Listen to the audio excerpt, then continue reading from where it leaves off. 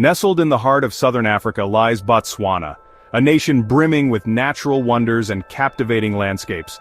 It's a country that often surprises visitors with its diverse environments and rich ecosystems. A land of striking contrasts, arid deserts that stretch for seemingly endless miles, and miraculous wetlands, verdant oases that pulse with life in the midst of the dry terrain. These wetlands stand as a testament to nature's resilience and ability to thrive even in the harshest conditions. Landlocked and bordered by South Africa to the south, Namibia to the west, Zambia to the north, and Zimbabwe to the east, Botswana's unique position shapes its climate and geography. Botswana's geography is profoundly shaped by water, or perhaps more accurately by its scarcity and the constant struggle to find and conserve this precious resource. The Kalahari Desert dominates the landscape, covering nearly 3/4 of the country with its sandy plains and seemingly endless horizons. But this is no lifeless wasteland, as one might initially assume.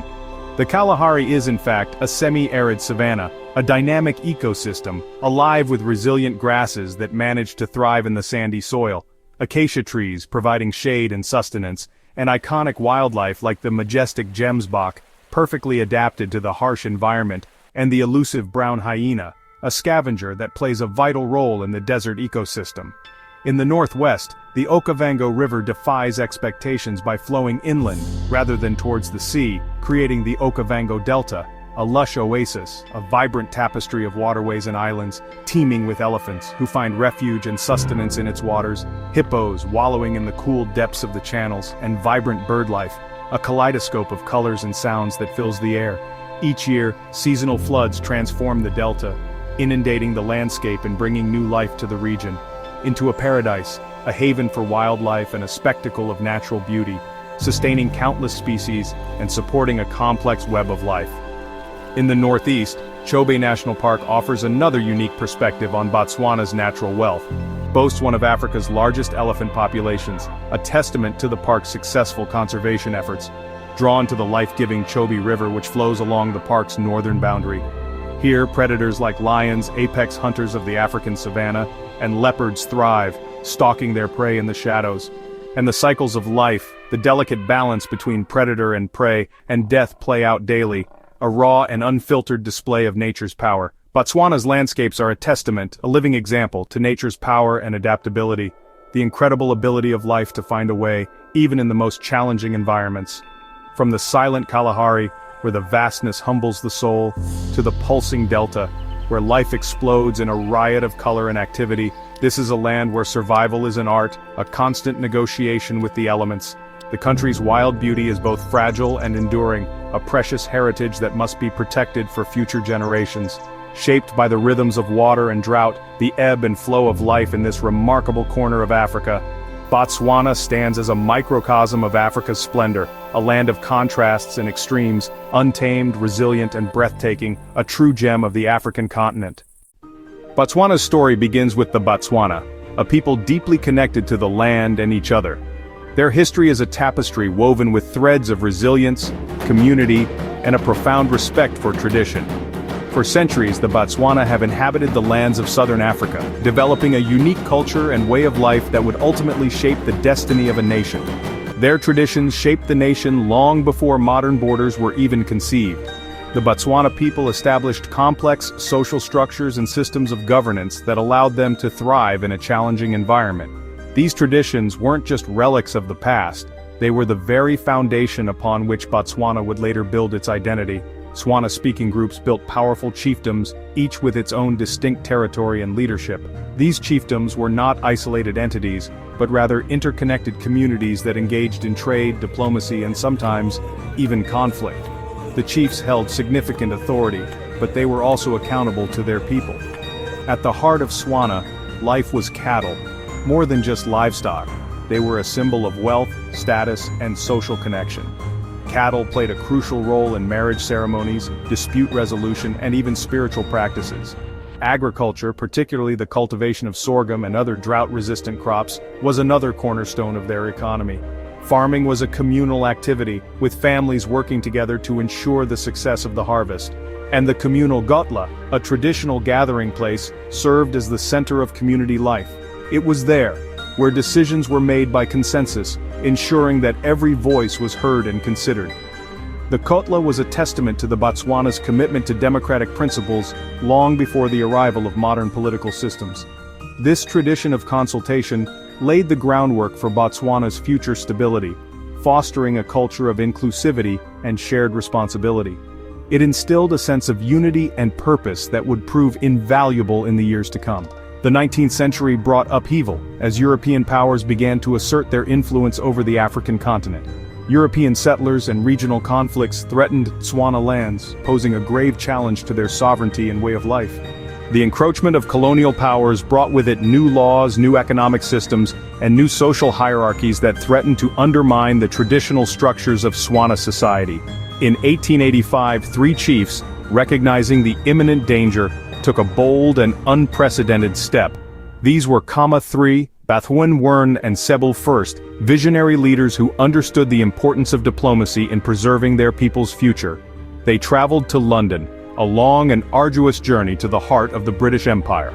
There, they sought an audience with the British government, securing British protection for their homeland. Bechuanaland became a British protectorate, a status that offered a degree of security against further encroachment. Crucially, local governance was largely left to traditional leaders, allowing them to maintain their authority and cultural practices. This indirect rule preserved Tswana institutions, safeguarding their cultural heritage and social fabric.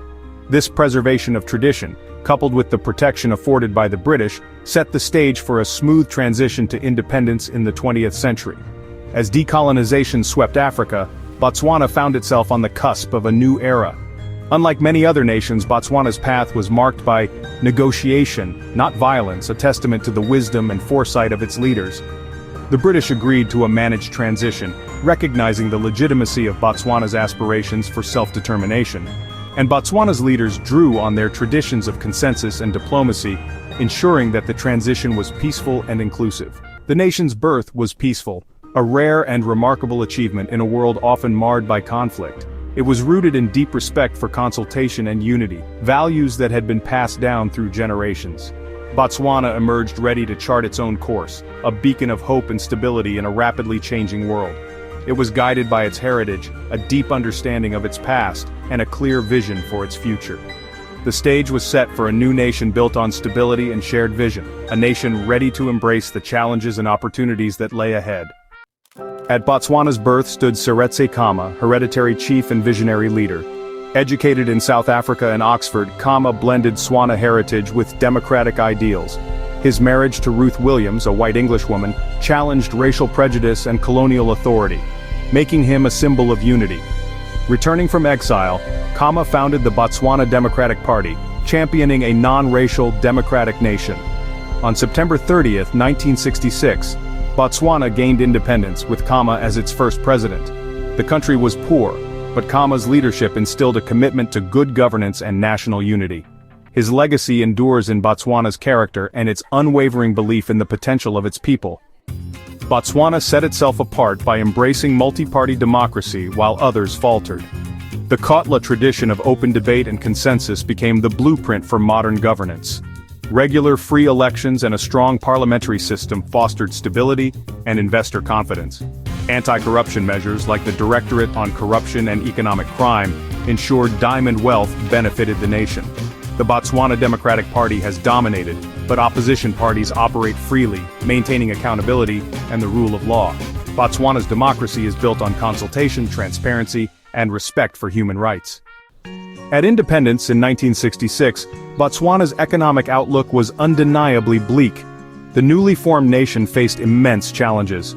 Its economy was largely cattle-based, deeply rooted in traditional livestock farming practices, and heavily reliant on foreign aid for survival. The country lacked significant infrastructure and a diversified economic base. However, fate intervened in 1967 with the monumental discovery of diamonds at Orapa. This single discovery changed everything, setting Botswana on an entirely new trajectory. Instead of opting for nationalization, a common practice in many newly independent nations, Botswana made a strategic decision to partner with De Beers, the global diamond giant.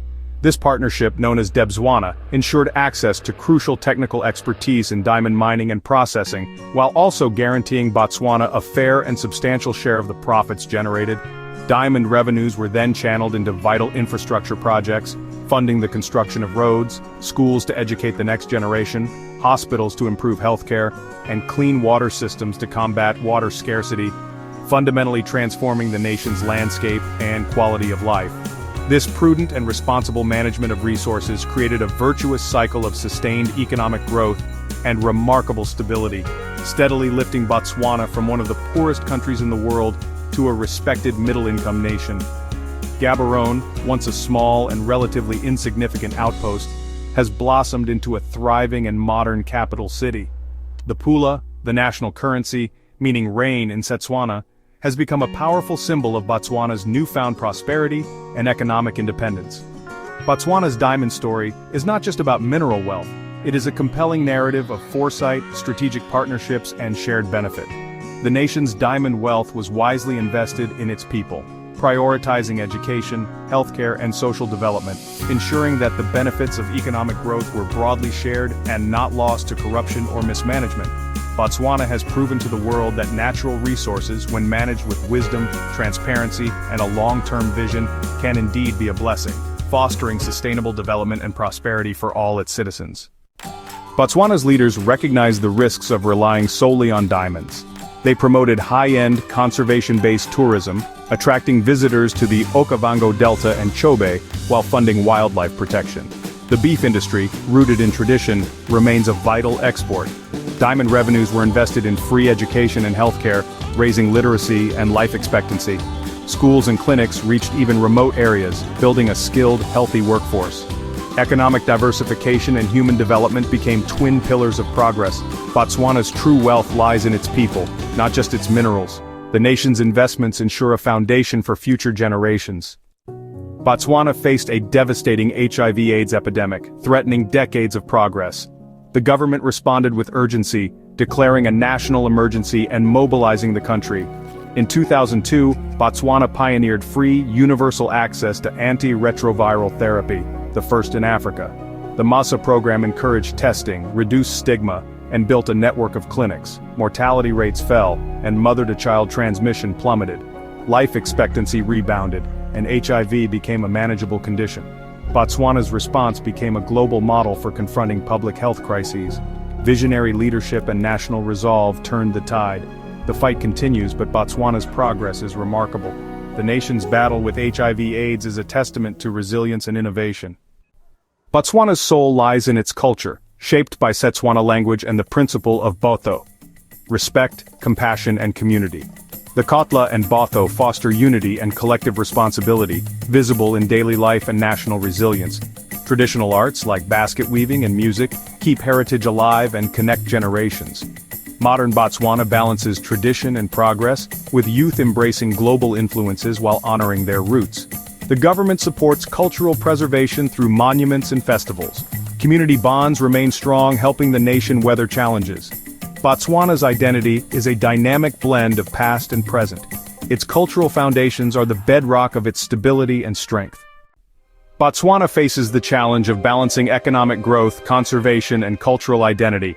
Diversifying beyond diamonds is urgent, with new industries and agriculture offering hope for the future.